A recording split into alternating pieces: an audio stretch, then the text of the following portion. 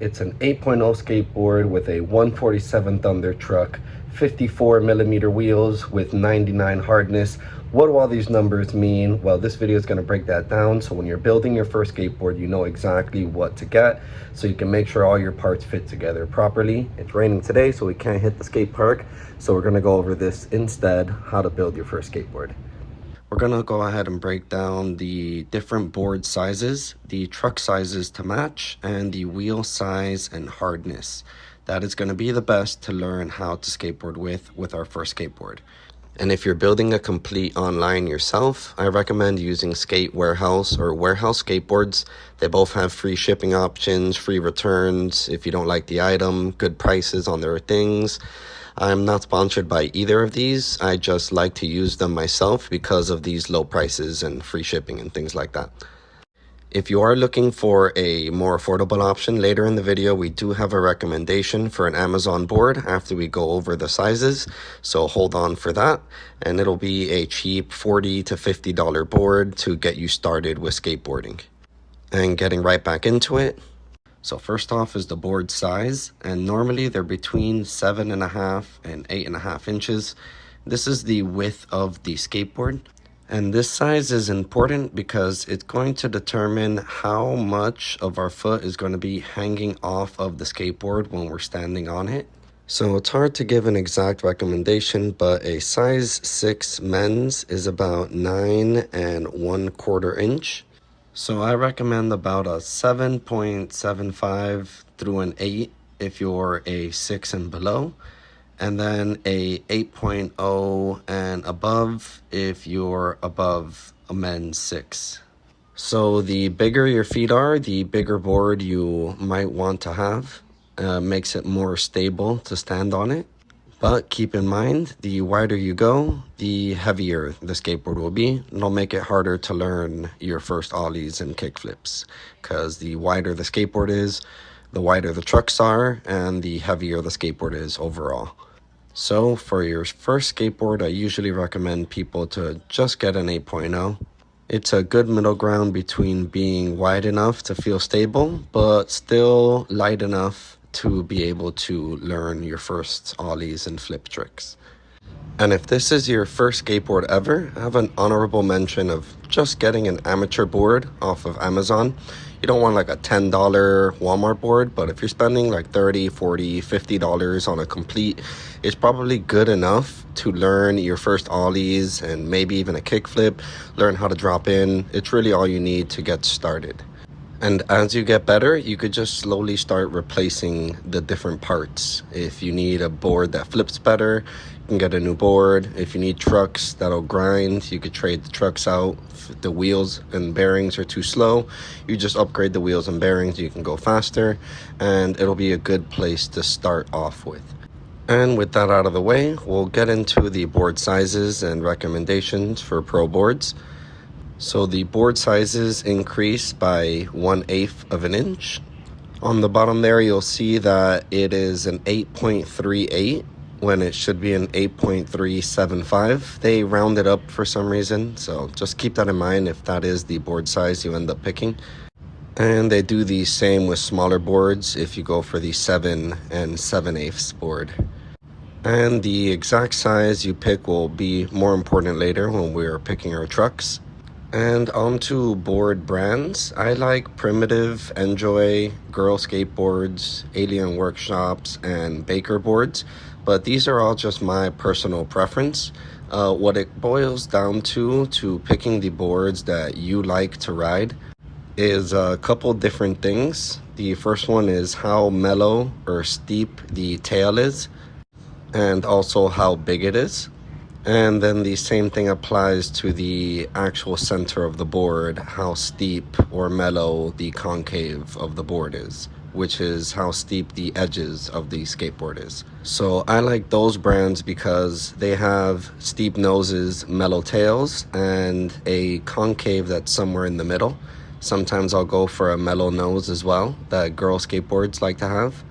So figuring out what you like to skate really just comes down to trial and error, figuring out when you try out these different boards, which one you feel most comfortable skating and sticking to those brands. So now we'll move on to trucks, sizes, and heights. And for this one, we need to match the size of our trucks to the size of our skateboard. Basically, you want to have it where it's not too small, not too big, but just right, like the picture on the right, where the size of the truck is as close to the same size as the board as possible. And it doesn't need to be the exact size. It can be within a 1/4 inch, but you want to go for about exactly or within 1/8, more or less. Any more than that, you start to have problems. And the only way you want it to be hanging is to where your trucks are slightly smaller. You don't want your trucks to be slightly bigger, because then your wheels hang out further than the skateboard and you run the risk of them running into things if you skate too close to them, or stepping on your wheels when you're trying to push yourself on your skateboard. So with that in mind, we just need to find the truck company that we want to buy our trucks from and look up the size chart. Usually all their pages have one, and it'll show what their numbers mean. A lot of different trucks measure their trucks by different sizes on the skateboard or make up their own scale. So you really just want to find out what the distance of the axle is. So that's from the nut on one side to the one on the other side, which is going to be what we are lining up with the size of our skateboard. So this here is Thunder Trucks, and this is their axle size 8.0 and axle size 8.25, which they call a 147 or a 148. And if you're going smaller, they have a 7.62, which is their 145.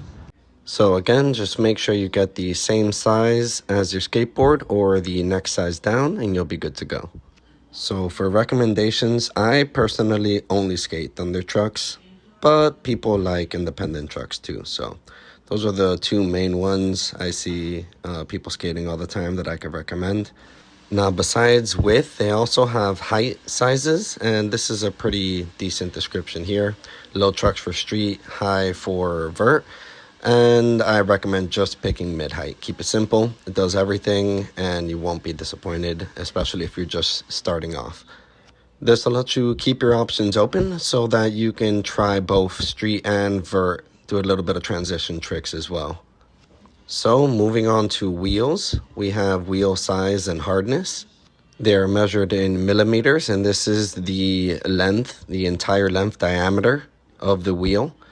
So wheels will usually be anywhere from 49 millimeters to 65, but from 49 to 52 is way too small and we'll be wasting them way too quickly. And anything above a 56 starts to get into the longboard territory. So you really want to keep it between 52 and 56 for your street/transition wheels. And the next number on the wheel is the hardness. It's called a durometer, is what these numbers represent. And the lower the number is, the softer and grippier the wheel is. It also means the slower it is, because it grips harder even going in a straight line. And the higher the number is, the harder the wheel becomes and the faster it allows you to go. But also it has less grip, so it's more prone to sliding.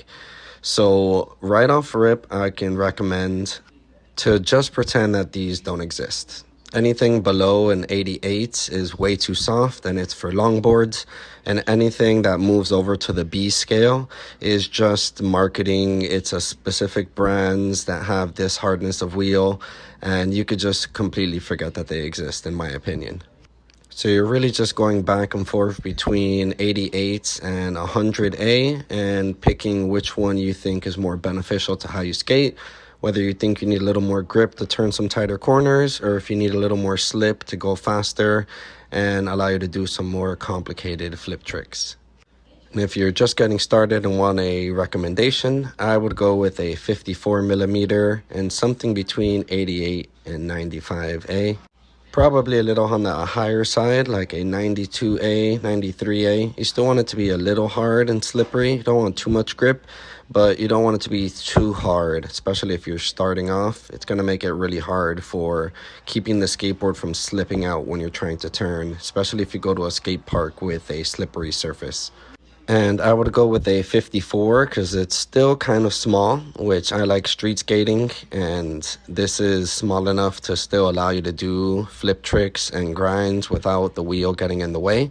But it's still big enough to generate a decent amount of speed and make it not too hard, still pretty easy to skate transition, as a bigger wheel maintains more speed as you start going fast and dropping into ramps.